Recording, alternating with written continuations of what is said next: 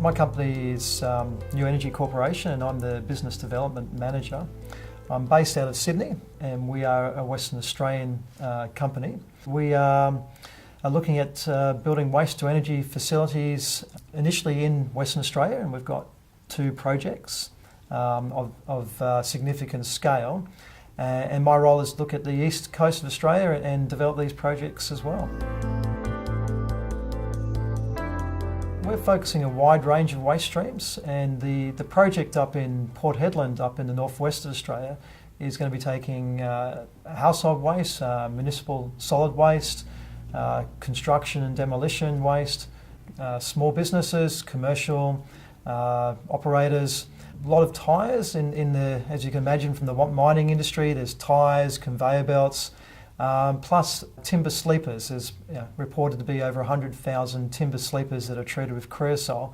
So it's quite a wide range of feedstocks, and from a number of sources, from the miners, from the local councils and the small businesses. This project is both a bioenergy project, but also a waste management project. So we're solving 2 issues. There's major waste issues up in that part of the world, but there's also a severe lack of renewable energy. So specifically for our Port Hedland project, we're looking at anywhere from 50% all the way up to 70% of our energy will be renewable, based on the fact that we've got household waste, which is an organic component, and also the large amount of timber that will be going into the facility. So the technologies are gasification technology, so we're taking solid waste and converting it to a syngas, and then that syngas is fired in a separate chamber, go through a boiler and produce steam and drive a turbine to get our energy.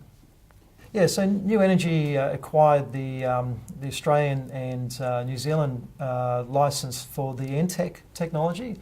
NTEC is a Western Australian private company that's been developing and building gasification plants for the last 20 years. And they've sold over 100 plants through Asia and Europe, meeting EU requirements. We've got a couple of plants in Poland, which are taking medical waste.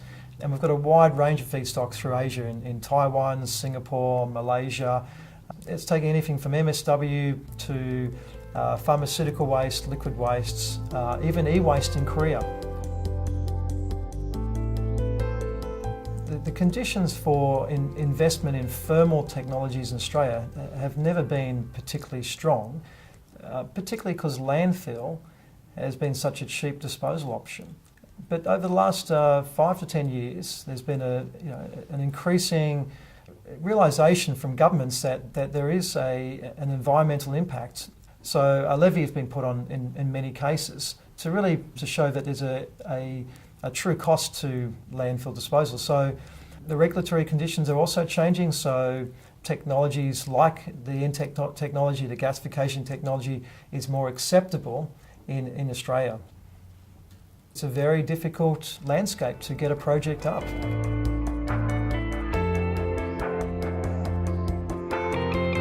In Sydney, you'll find that the levy is at $92. A carbon tax on a landfill is anywhere from $10 to $20, depending on the particular landfill you're looking at. So you've got gate fees that are over $200 per tonne in many cases.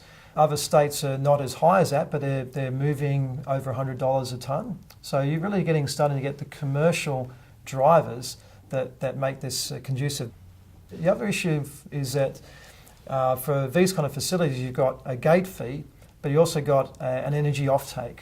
Now we're producing baseload power, and connecting into the grid, we would be getting 5 to 6 cents per kilowatt hour, which is fairly low.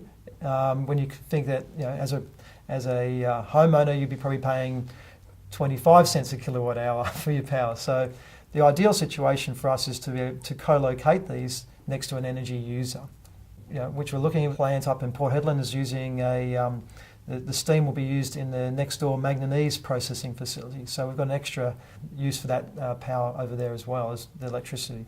So not only are we putting 15.5 megawatts of electricity back in the grid, we've got the excess waste heat going into the manganese facility. The air emissions, to cover that first, is extremely important, and Australia's got some of the cleanest air in the world, and we want to keep it that way.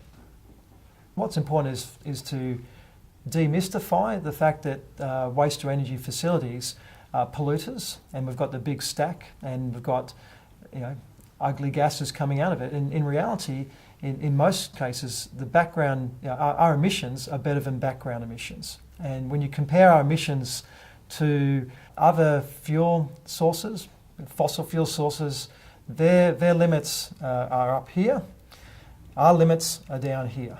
And when we come to our particular technology, when you compare to best available technology, we're at the bottom end of the best available technology emissions. So we're pleased that authorities are taking the EU standards as their limits. We're also concerned that policy is not consistent across the country. Some states are assessing these projects on a case-by-case basis. Other states, like New South Wales, have got an energy from waste policy that is about to be released. Currently, until that's released, you couldn't even do one of these projects. That energy from waste policy will have some significant targets on recycling before you can go to energy from waste. That may make investment tricky in those places.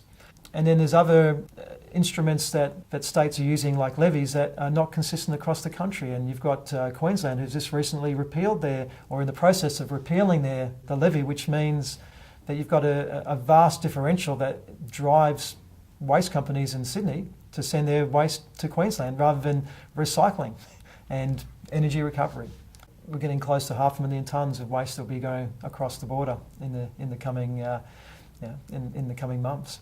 So we're looking as a company, we're looking at consistency so we can invest in the eastern states.